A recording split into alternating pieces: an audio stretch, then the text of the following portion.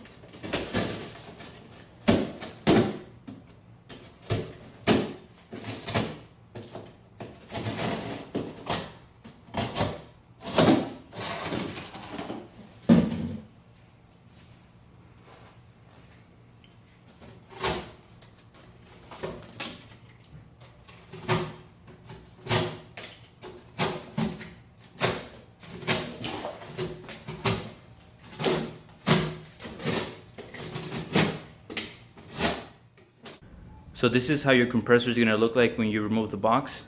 As you guys can see, it's covered up with a plastic bag so that it doesn't get any scratches on it. Let's go ahead and remove the bag and see if we can find the owner's manual. So this bag is held in here with this zip tie. We're just going to go ahead and cut the zip tie out. And we're going to go ahead and remove this bag. Also looks like we have our wheels right here hanging off, so we're gonna try to remove this out of the way. Now let's go ahead and remove the bag.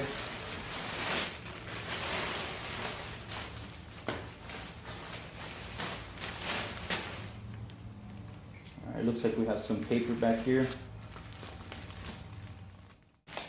Now, if you guys are wondering, I got the 61489 model. I looked it up and it looks like this might be an updated air compressor compared to the older models. And the reason I say that is because on the box it says that it produces 6.4 CFM at 90 PSI. I looked at different unboxing videos and I didn't see that on the other models, so it's probably that maybe this is updated or just their website is outdated as far as the specs go. So I found the owner's manual right here. I'm gonna take a look at it and see if there's any special requirements that you need to do before you run this. So I had a chance to look over the owner's manual for the compressor. There is several things that we need to do before we run this, and one of the things that it says that you should do and check is the torque on these bolts right here. So they're supposed to be torqued to 22 Newton meters, and the max being 27. 22 equals around maybe 15 or 16 foot-pounds, and 27 is about 20 foot-pounds.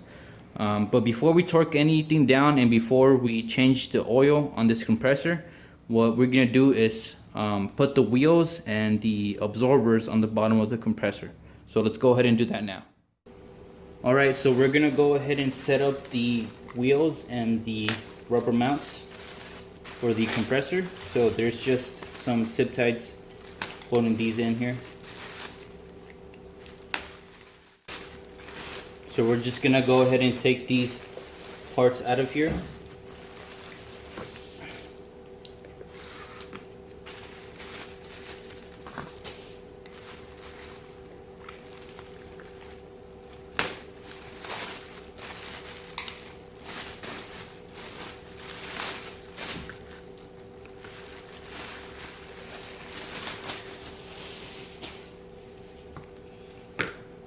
Alright, so let's go ahead and put them on the compressor. So the first thing that we're going to assemble on the air compressor are the rubber pads here that come with the compressor. Now, when you guys install these, make sure that you put it back in the way that it's assembled. So there's a nut on top and two washers. There's a crush washer right here and then a regular washer. And then on the bottom, there's another washer. So make sure that when you install this on here that the orientation is like how you see it here, facing down, and that you put these washers in the correct way. So we're gonna set these off to the side, and we're gonna go ahead and pick up the compressor. I would suggest you guys to get somebody to help you support this in the air while you put these pads on here. But if you guys don't have anybody to help you out, what you guys can do is put the tire that comes with it and then just put it right here so that you can support the compressor. Or you guys can put a 4x4. I don't have that, so I'm just gonna use the wheel that it comes with. I'm just gonna pick up the compressor up a little bit, and we're just gonna slide the wheel, and then that's gonna give us enough clearance to install the rubber pads on here. I didn't have a 4x4 handy, so I went ahead and grabbed my famous shoe and put it underneath here so that it can give me more leverage. When I need to tighten this fastener down, I need to get something underneath here so that I can stop the top nut right here from spinning. So the bottom fastener right here is a 14mm as well, so we're gonna get our ratchet underneath here, and we're just gonna hold this down while we tighten it up here. So I'm just gonna pick up the compressor a little bit more. We're gonna go ahead and put this back down, and we're gonna go ahead and tighten it down up here so that it's nice and snug.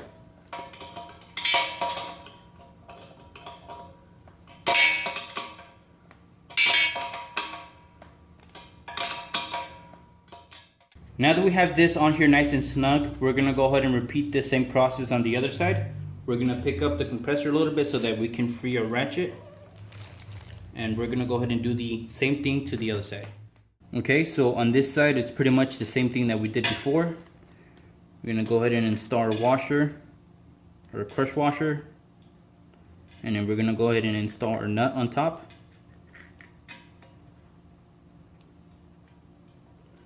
And then we're gonna go ahead and turn it until we can't turn it anymore.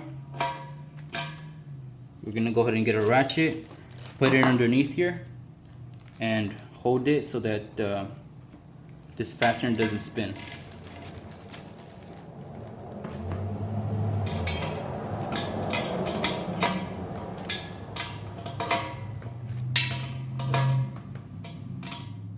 Now that we have installed the rubber boots on here, we're gonna go ahead and install the wheels.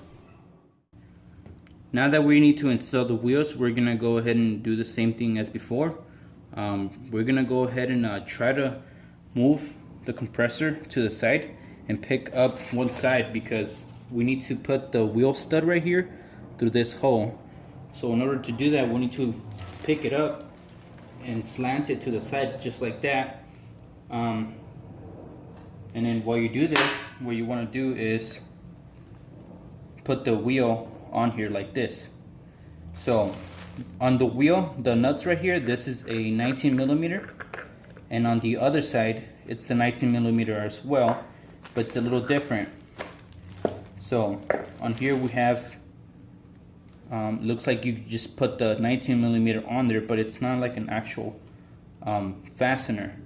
So we're just gonna put the 19mm to grab it from the edges right here, and then we're gonna go ahead and put it through. So we're gonna go ahead and try to line up the wheel right here, and I'm doing this with one hand.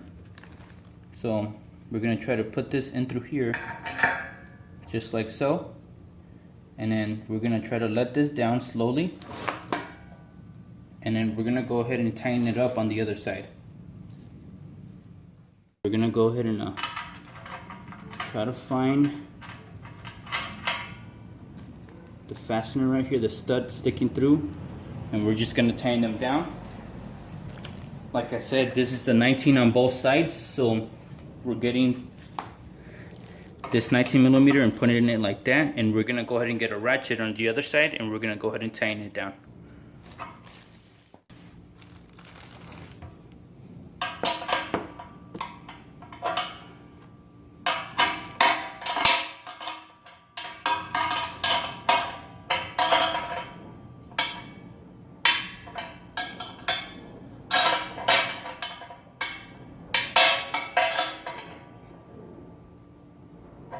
So I just pretty much just tightened this up as tight as I could, and the wheel's kind of wobbly because I believe we're missing a washer. Unfortunately, I couldn't find this washer anywhere, but if you guys have an extra one, you guys can solve this wobbliness that the tire has by putting a washer on there. Now, I'm gonna leave it like this because I don't have one in hand, but if you guys do have one, I would suggest you guys putting one so that you can avoid the wheel to be wobbly like this. Now that we did one side, we're gonna go ahead and do this other side. I went through the scraps that I have on my toolbox, and I found this washer. This is the perfect size, and it should fit snugly against this right here. Now that we have the wheels on the compressor, we're gonna go ahead and lift it and move it away from the bag.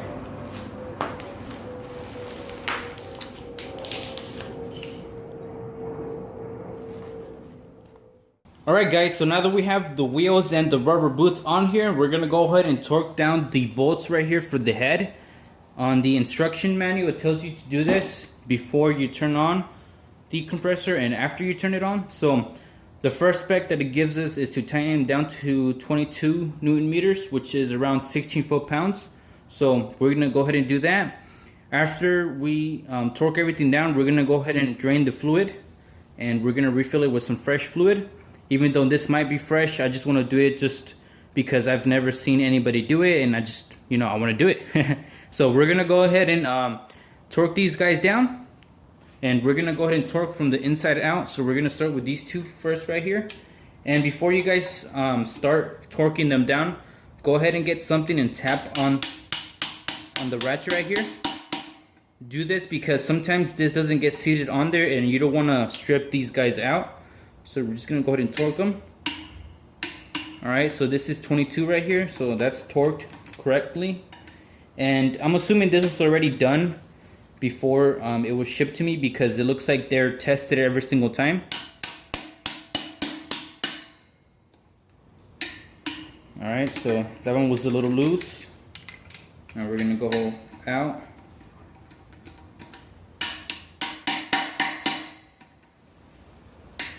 Alright, so that's good. I'm going to go up here.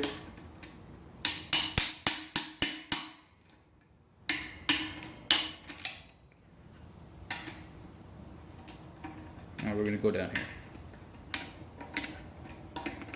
And then, by the way, this is a 6mm hex. Alright, so it looks like these probably are all torqued down evenly. So now that we know these guys are torqued properly, we're going to go ahead and drain the fluid. If you guys didn't know, you're not supposed to be using car oil and air compressors.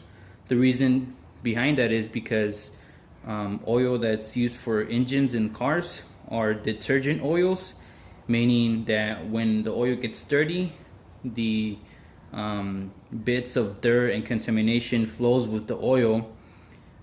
This is done that way so that your oil filter can filter out the oil, but in a air compressor engine right here, motor, it doesn't have an oil filter. It only has an air filter. So that's why in air compressors it calls for non-detergent oil.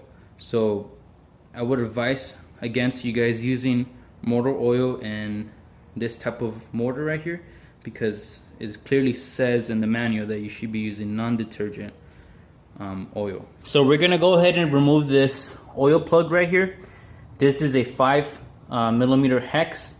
So we're gonna go ahead and remove it, but before we do that, I'm gonna place a rag underneath here, because the way that the plug is seated in there, it's just gonna make a mess all over the compressor. So I'm just gonna put this on here so we can minimize that.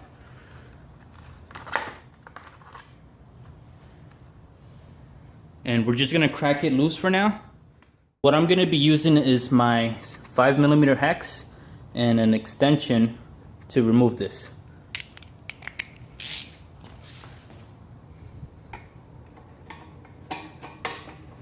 Alright, so we're just gonna crack it open.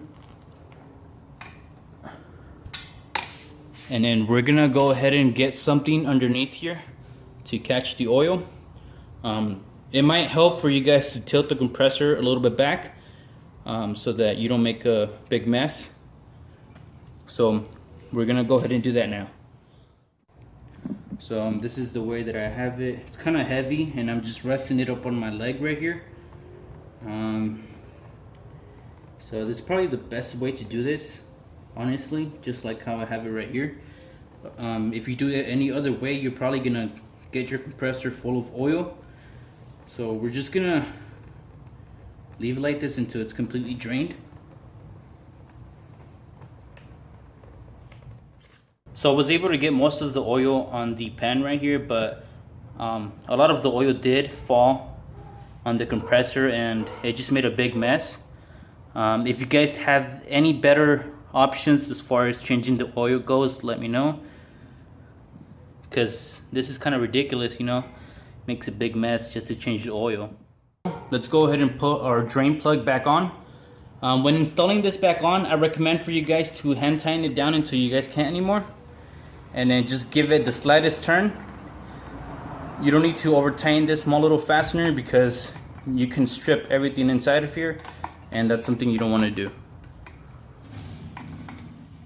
When we fill our oil, what we want to do is make sure that we don't pass this little red dot right here. We want to be completely even with the dot. That's going to show us that it's completely filled to the required level. Next, what we need to do is fill the oil back up. In order to do that, we need to remove this out of the way. In order to take that out of the way, it's going to require a 19mm wrench to remove it. So just go ahead and loosen it up. Once you loosen it up, you should be able to turn it with your finger, and you should be able to remove it. And this is how it gets filled up with oil. So go ahead and get a long funnel, and you're gonna fill the oil through here, and keep an eye out for the indicator at the bottom, and don't overfill it. So this is the oil that I'm gonna use to fill up the compressor. This is the Harbor Freight air compressor oil, and as you guys can see in the back, it's non-detergent, so it's gonna work fine with this compressor. So we're just gonna get a funnel right here, and we're gonna fill this up.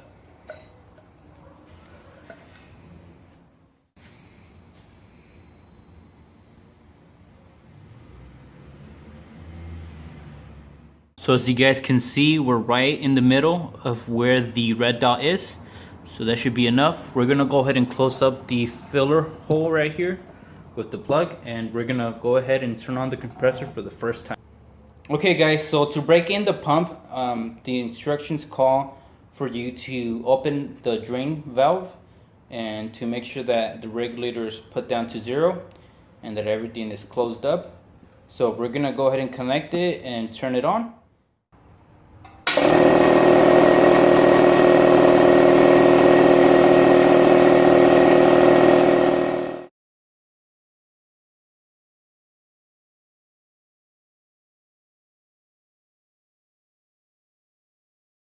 So it's been about 10 minutes that the compressor has been on. I went ahead and turned it off, and that's going to conclude the break-in period for the compressor. And also, this is going to pretty much conclude the end of this video. If you guys did like what you guys saw, please make sure to give it a thumbs up. And like always, thanks for watching.